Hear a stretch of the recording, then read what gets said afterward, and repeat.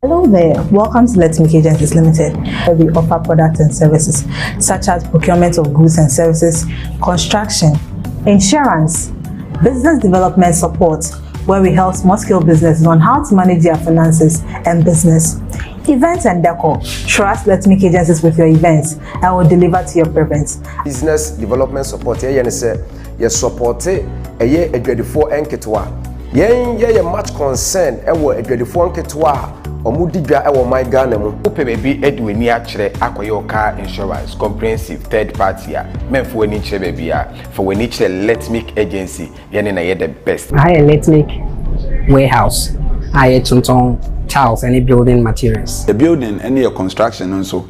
Say even yama contract bi wa be mu. Enso hu se dia obeye no e fa na dams, e fa na road, e fa na buildings. Any kind of construction ayama wo hwa untimi nye utimi boben ye through your Let's Make Foundation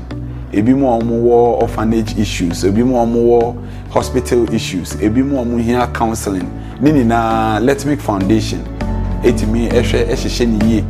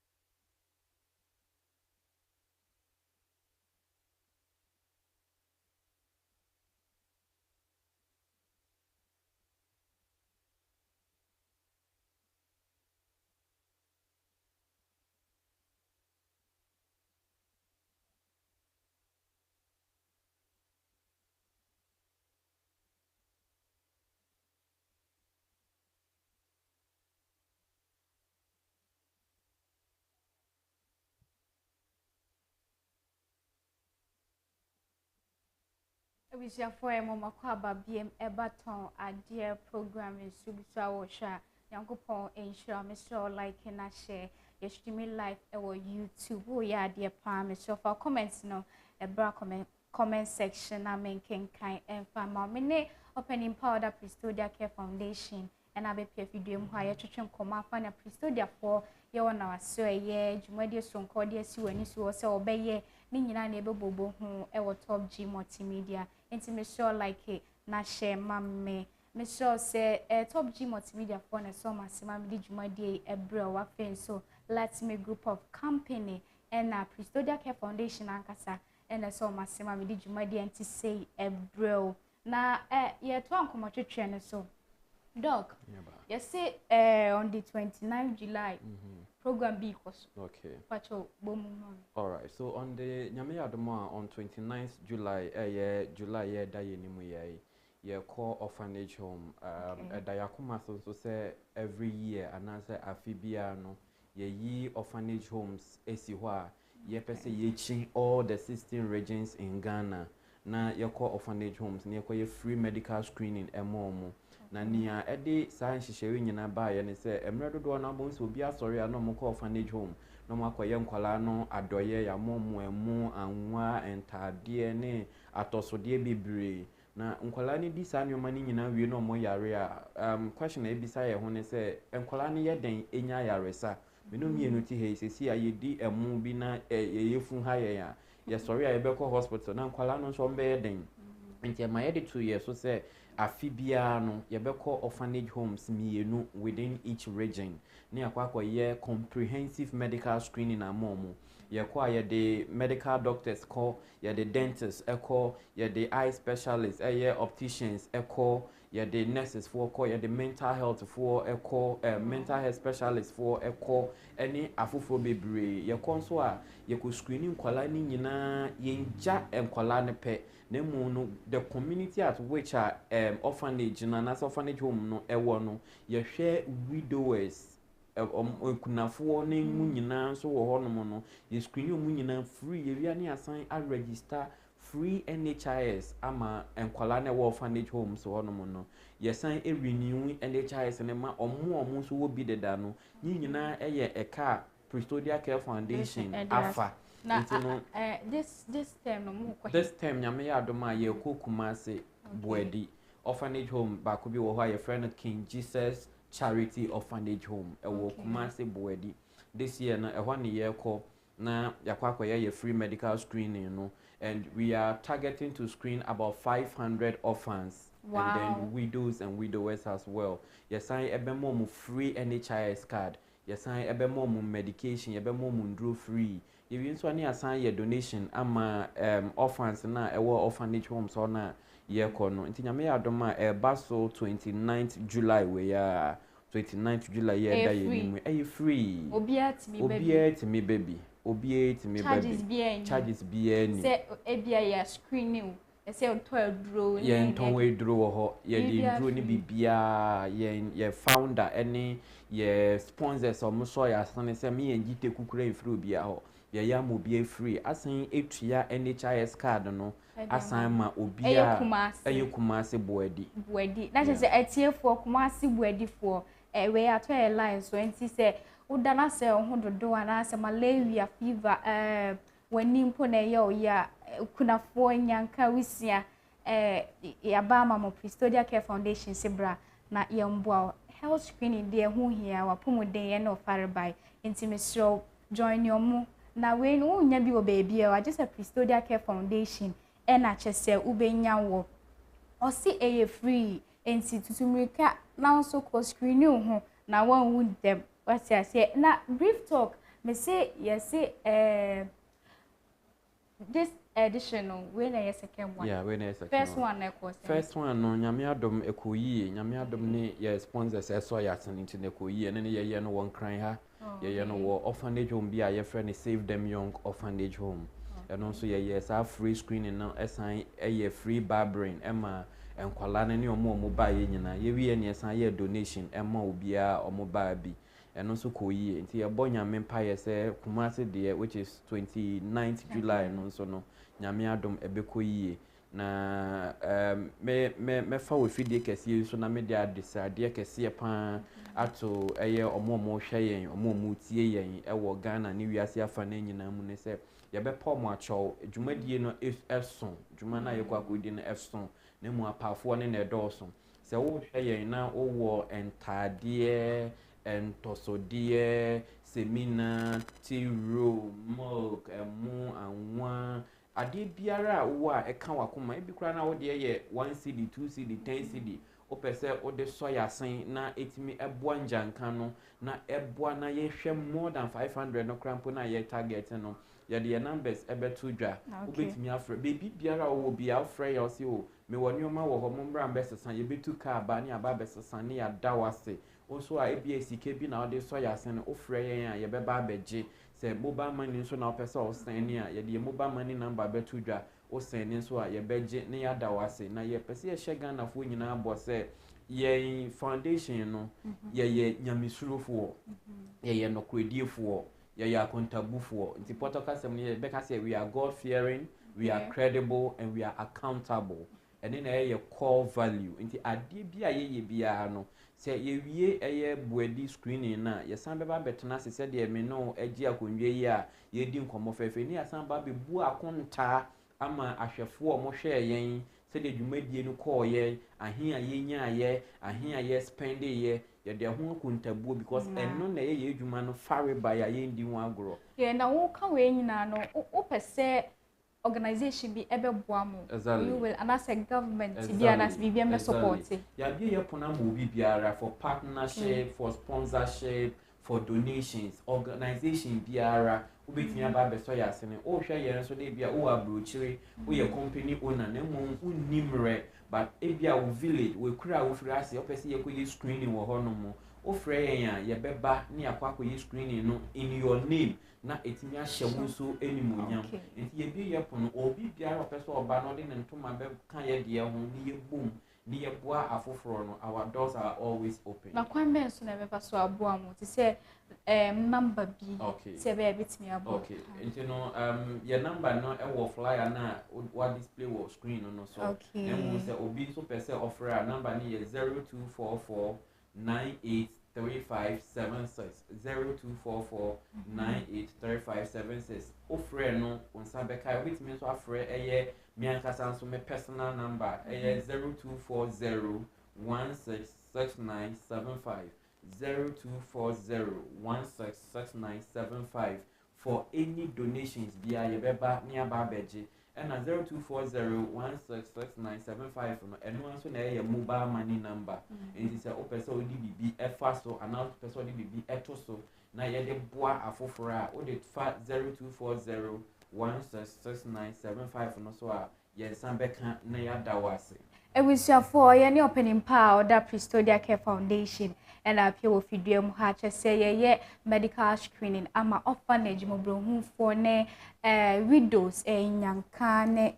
obi bia chese ne ho akire no yesrew say on the 29th July 2023 ye kokumase entimesrew say obetutu mrika beboa ye oboa wo yonko a ehia ye mbo nipa wa bra wote ase ampa mesrew so ba support enyumako ankrankra enyumako government ne ne keka ho nyina oboa yenso ye be hiraw yesre say numbers na egu screen so no frɛ na one ye entwetwe nkomo ketwa bi enso se ba ne ntare hyeme nnuane ana se sika kakra na opese ode bo anyanka ana se wisi ana se kunafo a ye beje na ya da wase a ye betimi edi udin kra san ata ho ahye wo kran yemboa yemwo anyanka na eho hia yie pa meda se uguso a wo hwe Top G multimedia we eyeton wade promo na wo hwe no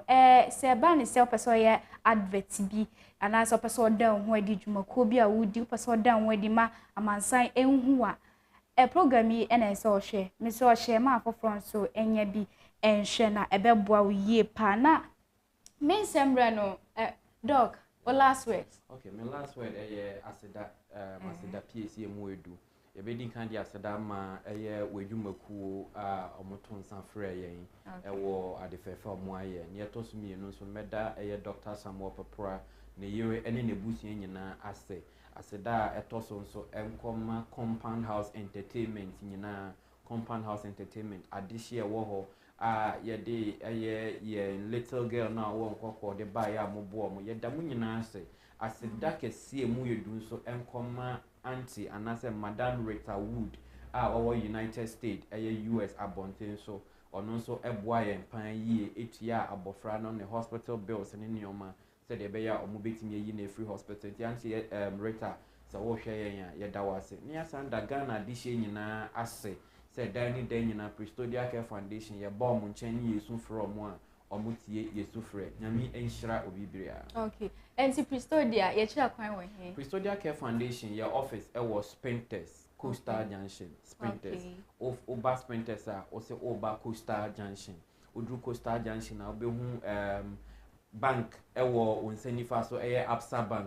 Bank nechi pe na Prestodea Care Foundation your office kesiye office complex kesiye ewo and it's also person oba office na ne yentena so ne yentwetwe nkomo oni yenye nhyehyɛ ho a oba Sprinters Coastal Junction na wonsan ebeka ye se also person okɔ abefo fidie kesiye no so social media handles na ohwɛ ya wo YouTube Prestodea Care Foundation, Facebook Prestodea Care Foundation, Instagram Prestodea Care Foundation, Twitter Prestodea_Care Foundation, and now you know call www.prestodeacare.org www.prestodeacare.org obenya bibiara efa Prestodea Care Foundation ho ewo honomo. What are your branches? Pacho your main branch ewo Accra Hanomo and your another branch and so ewo Kumasi Asokore Mampong na your second office and so ewo. Okay. Na me pese obechia wadofo ama me edi dwumade ni na. Okay, edi dwumade ni ko so no me chia Prestodea Ghana Limited dwumayefo nyina esan echia Prestodea Care Foundation dwumayefo nyina echia your partners, your donors, your sponsors companies akodro adani de nyina ye ba mo na se besu efremu esremu amoye ye mo ano me kan se me bodin a ade be kyen asa ne me kan se nyame entonsu pa engumu adwuma so na onhyira mo no ma ne mo ye nyina no enyi hyira emma mo medamo ase Ebusiafo ene doc se odo bibia se oje bre no hwe program we eyeton wade top G adaroma ena me di dwumade ebesomo aseda kese nkoma wa oje bre na o share nti message obe like na wa share ye streaming live ewo YouTube enti kwa eda ho me so share ma afoforo so enya bi enhwe we eyeton ade program on so akeka yensase edia around na mekai we set top G multimedia for say banner flyer large format printing photo shoot ema wedding engagement adoring and our person ye na say yin twa photo no na wo hu ye clear say na wo hwe me ya e top G NSL di wani e chire say banner live streaming enso ye be ye amal afen so say person ye advert wo wholesale be retail shop car dealers boutique any de keka ho na opese yen advertising mawa top G multimedia na SSL ba me so ye wodok official town ye ben Fed pharmacy wo share line na etwagu screen as no woni yen enkasa na yen di djuma embom afen so me can for let's make group of company e dia maw se ba ne construction adansie ho nko ade let's make zebra na yemboa afen so insurance so wo car bi wa japade bi na opese wo insure let's make zebra na onye emma e ba ne business development support se nyame wa don opese wo ye business bi bra na yen so wasema wo business na wo ye no enko enkan procurement of goods and services say wholesale be retail shop be and na opese oye wani so ade hunu so obe say adwumade ni nyina let me group of companies say brown asweye na wombo afen so aba ni event and deco say wedding engagement employee bi na oye na opese enye decoration no enfama abra ye bo eda forma